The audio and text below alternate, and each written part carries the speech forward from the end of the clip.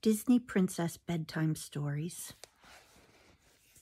Disney Princess, Beauty and the Beast, Star Stories. Read by your Nana. Twilight was falling as Belle and Chip strolled through the castle gardens. "Look," Belle said, pointing at the sky. "There's Draco the dragon." "A dragon?" Chip gasped, looking around. "Where?" "That's not a real dragon," Belle replied. "It's a constellation." Chip scrunched up his face in confusion. "A what?" "A constellation," Belle repeated. "It's a group of stars that look like a picture." Belle traced the air with her finger, outlining the image of Draco the dragon. "See? Those stars look like a dragon." Chip jumped up and down in excitement. "I see it! I see Draco!" Then he stopped. "How many other constellations are there up there?" he asked Belle. "How did people find them?" Belle smiled. "Follow me. I know where we can learn more about them." In the library, Belle found a book of constellations. "Long ago, people searched the stars for hidden pictures," she read out loud. "These star pictures became known as constellations. The constellations inspired many stories, some of which we still tell today." "What kind of stories?" Chip wondered. "Sometimes the stories are about great adventures," Belle replied. "Other times they explain how something extraordinary happened." She turned the page. "Look, there's a map of the night sky showing all the different constellations." Chip peered at the book.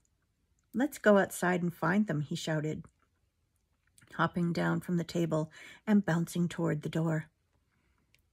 Belle followed Chip, but when they got outside, the sky was dark and cloudy. "I'm sorry, Chip," she said. "It's too cloudy to see constellations tonight." "No fair," Chip said sadly. "I really wanted to see the constellations." Chip looked disappointed. Belle wanted to help him feel better. But how? Suddenly, she had an idea. "Maybe," she began, "we could make our own constellation. We could hang it in the library and come up with a story to go with it." "Yeah," Chip cheered. "Let's do it." "First, we'll need something shiny and sparkling for the stars," Belle said thoughtfully. "I know just who to ask." Belle led Chip upstairs to her bedroom, where the wardrobe was setting out a dress for her to wear the next day. "You two look like you're up to something," the wardrobe said. "We're working on a project," Belle began. Before she could finish, Chip interrupted her. "But we can't tell you what it is. It's a surprise," he exclaimed. "Do you have anything sparkly or shiny we could borrow?" "Do I ever?" the wardrobe gushed. Two of her drawers flew open. One contained shiny buttons made of gold, silver, and bronze. The other held crystal beads in all sizes. "Take as many as you need. I've got lots more where they came from." "What else do you think we need for our night sky?" Belle asked.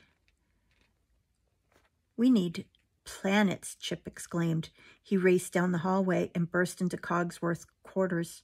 "Cogsworth," he shouted, "can we borrow some gears?" "Gears?" Cogsworth repeated, confused. His clock hand spun wildly around his face. "We need them for a very special surprise in the library," Belle explained. "In that case," Cogsworth began. He opened one of his cupboards and pulled out several gleaming gears. "Will these do?" "They're perfect," Chip said. "Thank you," Belle called as she followed Chip out of the room. "Now we need a way to string our stars together," Belle told Chip.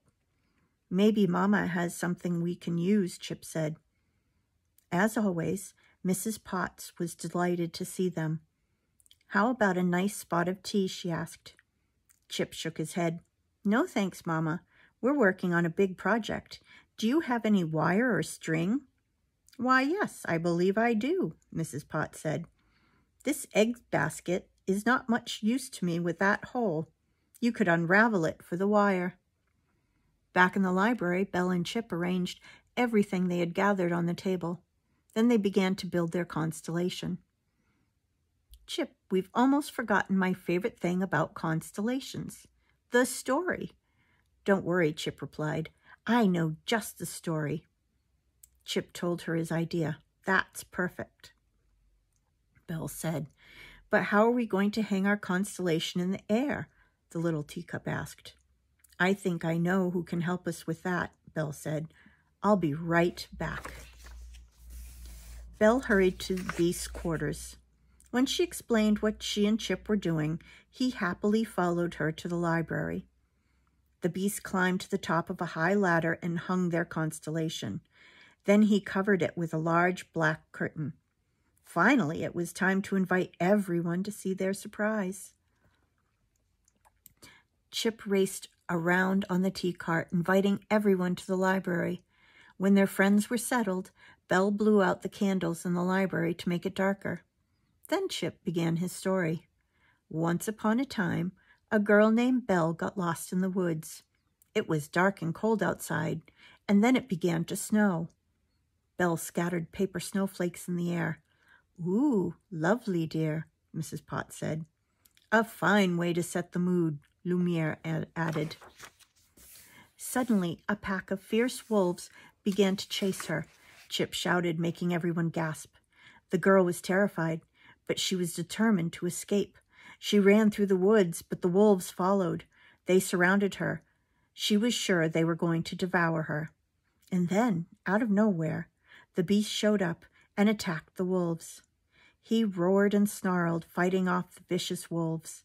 He tossed one of the wolves so far that it went up into the sky, where it turned into a constellation for everyone to see.